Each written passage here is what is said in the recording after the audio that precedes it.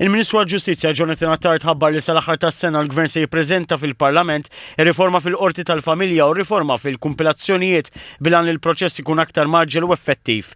Dr. Attard ħabbar dan waqt laqgħa l-ġurnalisti li matula elenka diversi riformi fil-qasam fl-aħħar snin u billi toħra li għadhom se jseħħu.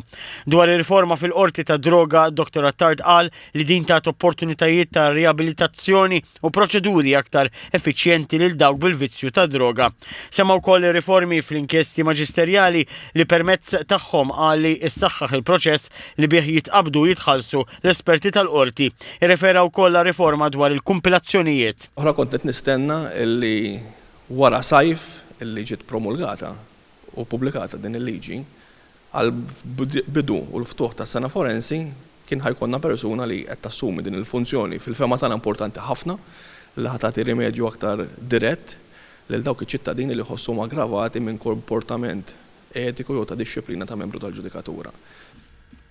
Irrefera wkoll għall emendi kostituzzjonali li qal li kienu xprunati minn appelli u rakkomandazzjonijiet tal-Prim Imħallef fost dawn l-età tal-irtirar tal-ġudikatura kif ukoll it-twaqqif ta' kummissarju għall-standards tal-ġudikatura. Esprima d-diżappunt li l-Kumitat tal-Ħatriet tal-Ġudikatura għadu ma ħatarx persuna f'dan l-irwol. Sa ċertu dewmien li hemm fil-kamp kriminali.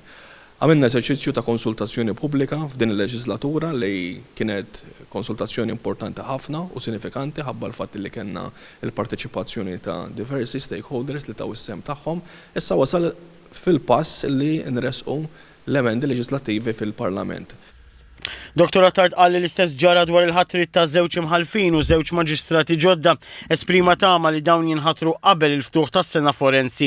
Elenka bidliet u riżultati oħra fosthom infrastruttura aħjar li waslet biex s'issa din is-sena saru 9 ġurijiet bin-numru mistenni jitla għal 18 sal-aħħar tas-sena. Semma wkoll id-diskussjoni li għaddejja bħalissa fil-Parlament fi stadju tat-tieni qari għat-twaqqif ta' qorti kummerċjali. F'termini ta' numri, Dr. Attard qal li l-qrati qed isiru aktar effiċjenti fosthom fil-Qorti tal-Familja daħlu 1831 każ ta' medjazzjoni u nagħlqu il-parti l-kbira tagħhom jew ftit aktar minn 1700.